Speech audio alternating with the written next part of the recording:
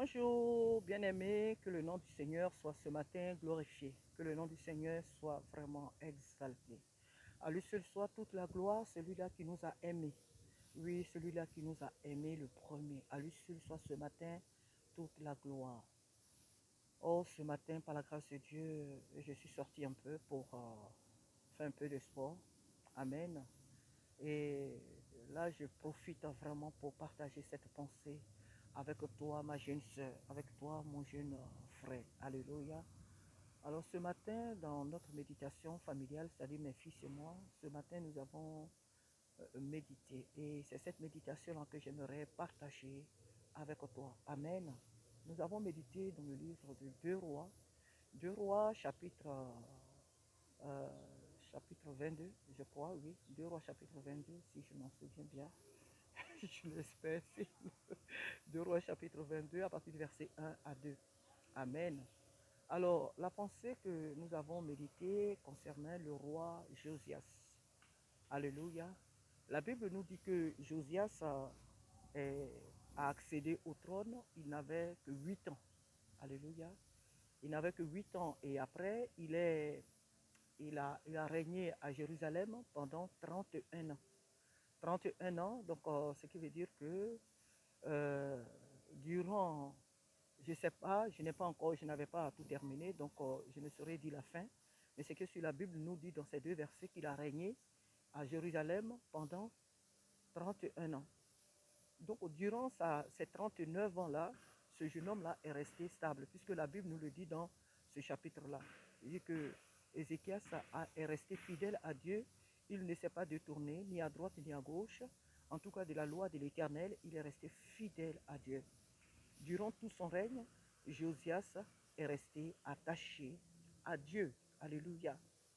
Pour te dire que, mon jeune frère, c'est vrai, tu es jeune, tu as accepté le Seigneur Jésus et tu te dis que, écoute, je suis encore très jeune, j'ai accepté le Seigneur, je suis très jeune, je dois jouer, je dois encore aller dans les discothèques, je dois encore avoir des petits copains, je dois encore aller dans le cinéma, regarder n'importe quel film. Je dois en un mot faire encore ma jeunesse parce que c'est vrai, j'ai accepté Jésus, mais je dois vivre.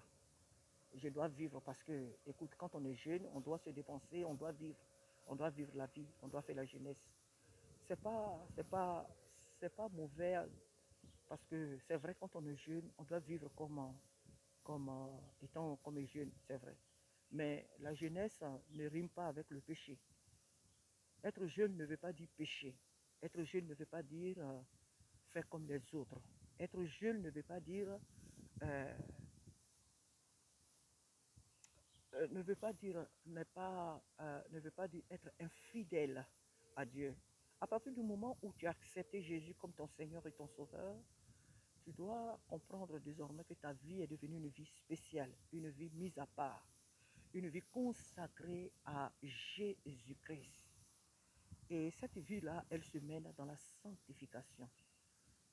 Jésus n'empêche pas les jeunes de vivre leur jeunesse. Mais cette jeunesse-là doit désormais se vivre en tant que des enfants de Dieu. Doit être une vie conforme, une jeunesse conforme à la vie des véritables enfants de Dieu. Elle doit être conforme à la parole de Dieu. Alléluia. Donc, je t'encourage à quitter le péché. Si tu es encore dans cette vie de débauche, dans cette vie de désordre, il n'y a pas que le péché sexuel qui est le péché dans la jeunesse. Non, il y a beaucoup de choses. On veut s'habiller comme les autres. On veut marcher comme les autres. On veut se coiffer comme les autres. On veut être avec les autres pour ne pas qu'on nous voit comme étant démodés, ne plus être à la page, ne pas être à la page. On veut parler comme les autres. On veut fréquenter des lieux que fréquentent les autres pour être à la page. En un mot, faire comme les autres. Il n'y a pas que le péché sexuel, il y a tout le comportement qui va avec. Alors, il faut que tu comprennes que depuis que tu as accepté Jésus-Christ, tu es devenu un jeune homme, une jeune fille spéciale. Je l'ai dit tout à l'heure, tu es désormais mis à part pour le Seigneur. Tu es désormais devenu sa propriété privée. Tu n'as plus à te battre pour chercher ton identité. Oui, quand on était du monde, on se battait. On voulait à tout prix se faire la place dans la société, au milieu de nos amis. On voulait se valoir. en tout cas vraiment se donner une importance. Donc on faisait tout, mais de manière charnelle, physique. On voulait tout faire pour pouvoir se donner un nom. Dans le Seigneur, ce n'est pas le cas. Ça, c'est des choses qu'on faisait parce qu'on ne connaissait pas Dieu. On était dans l'ignorance. Donc, dans cette ignorance-là, on cherchait à se faire valoir. On cherchait notre place. C'est tout à fait normal quand on ne connaît pas Dieu. Ben, on ignore aussi son identité. Donc, c'est tout à... Mais à partir du moment où tu es venu à Christ, tu dois comprendre que Christ est ton identité. En Jésus-Christ, ta réelle identité se révèle. Donc, ce n'est plus à toi de te battre pour te faire une place, car cette place, tu l'as désormais acquise dans le Seigneur Jésus-Christ. Alléluia, tu l'as déjà acquise dans le Seigneur Jésus. Alors, tu dois mener désormais ta jeunesse selon la parole de Dieu. Oui, tu dois jouer.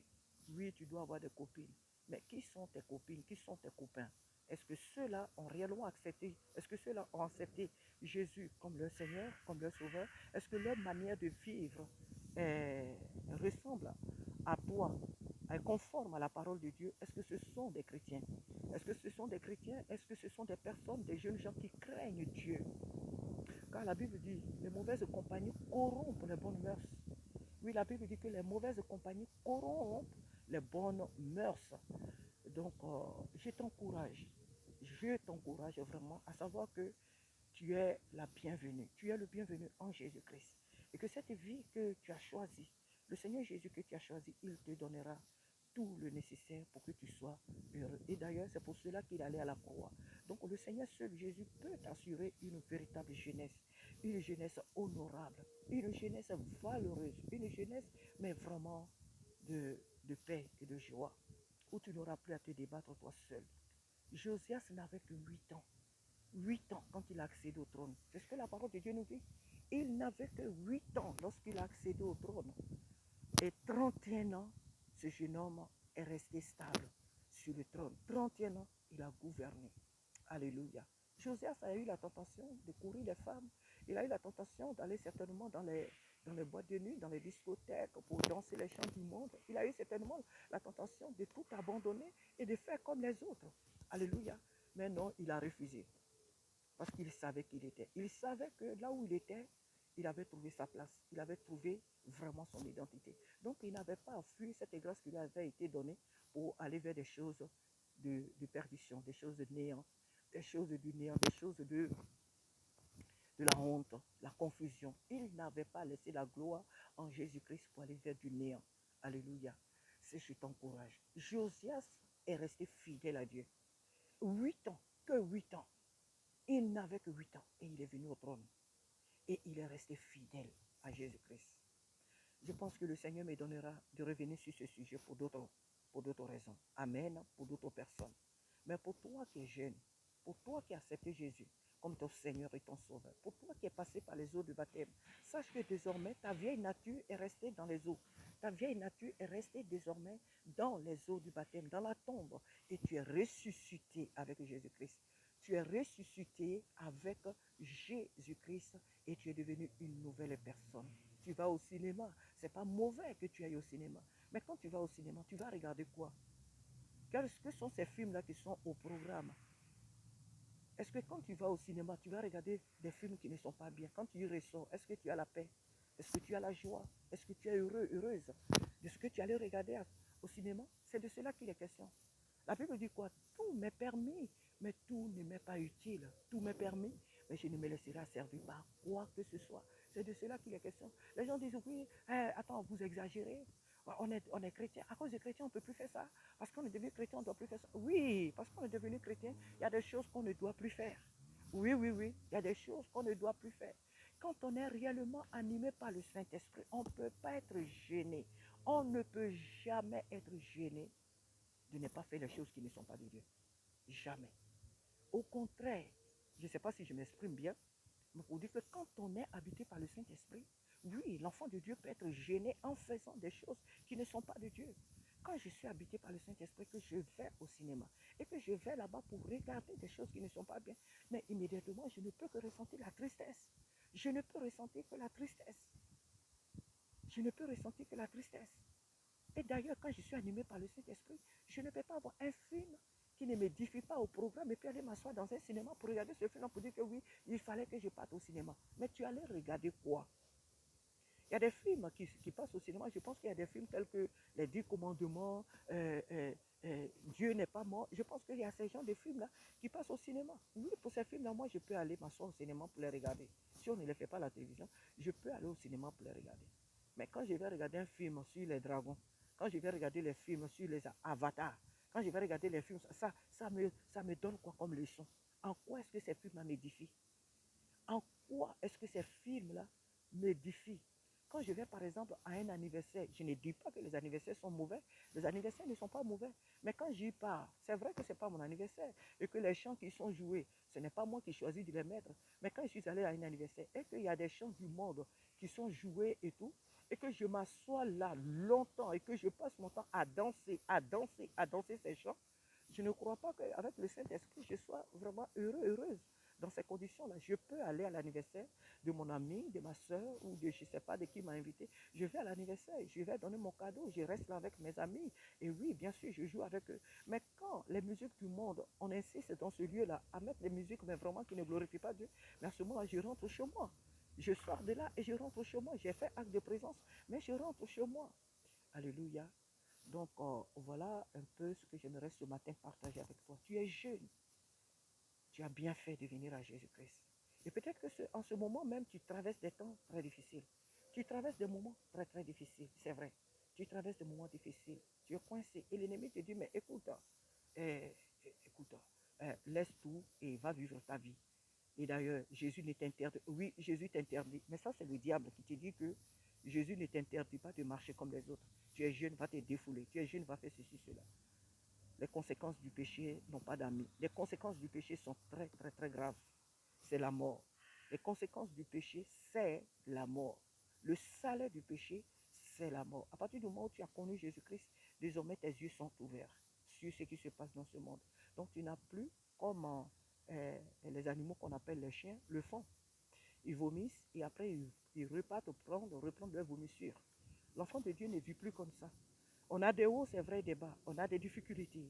On a tous des épreuves. On tombe tous souvent. On tombe, oui, on tombe très souvent. Tous les enfants de Dieu, nous tombons. Mais nous devons avoir ce désir-là de nous relever, de marcher dans la sanctification. C'est ça la vie d'un enfant de Dieu. Alors je t'encourage, ma jeune soeur, mon jeune frère, à tenir ferme. Le Seigneur t'a préparé des grandes choses. Peu importe ce que tu es en train de vivre. Ce que tu es en train de vivre n'est qu'une formation. Ce que tu es en train de vivre n'est qu'une formation. Amen. Mais le Seigneur a préparé pour toi des grandes choses que tu vas voir. Car Dieu honore celui qui l'honore. Persévère encore. Ne baisse pas les bras. Ne baisse pas les bras. Tiens ferme. Tiens ferme. Et pour toi qui est spirituellement encore jeune et qui est venu dans la maison de Dieu, cela fait depuis plus d'1 an, tu es dans la maison de Dieu. Tu ne sais toujours rien. Tu ne sais jamais, tu ne sais toujours pas où commence la Genèse et où termine la Bible. Tu ne sais pas où se trouve Exode, tu ne sais pas où se trouve, comment on appelle, tu ne sais même pas la différence entre l'Ancien et le Nouveau Testament. Tu ne sais pas où se trouvent les livres de la Bible. Et chaque fois, tu as du mal à trouver un livre de la Bible. Bon, ça, je peux dire que ça nous arrive tous aussi. Mais essaie de grandir encore, essaie de grandir. Médite la parole de Dieu dans chez toi. Ne reste pas toujours bébé chrétien, ne reste pas toujours bébé spirituel. Ne reste pas toujours dans la... Il se pourrait que, il paraît que, il se pourrait que, non. Affirme ta foi dans le Seigneur. Grandis dans le Seigneur. Et Josias a grandi. Josias a grandi. De 8 ans, il a régné 31 ans. Il est resté fidèle au Seigneur. Alors grandis dans ta foi avec le Seigneur. Ça fait depuis plus d'1 an que tu as accepté Jésus-Christ. Sors vraiment de l'enfantillage et grandis dans ta foi. Sois maintenant un homme fait, une femme faite. Alléluia. Grandis dans ta foi, car lorsqu'on est, on grandit. Amen. Même les personnes qui sont de petite taille, on les voit physiquement. C'est vrai qu'elles ne grandissent pas physiquement, mais le mental grandit. Le mental ne reste pas petit. Le comportement ne reste pas petit. Voilà, donc toute personne naissant dans ce monde de manière spirituelle comme naturelle, physique, grandissent toujours. Donc je t'invite aussi toi à grandir spirituellement dans ta foi avec le Seigneur. Que Dieu te bénisse. On est sorti un peu ce matin, comme je l'ai dit tout à l'heure, pour faire un peu de sport. Et là, je rentre. Alors, j'ai vraiment eu à cœur de partager ma méditation de ce matin avec toi. Que le Seigneur te bénisse, que le Seigneur te soutienne encore, jeune fille, jeune homme. Que le Seigneur te fortifie. On se dit à très bientôt par la grâce de Dieu. Amen.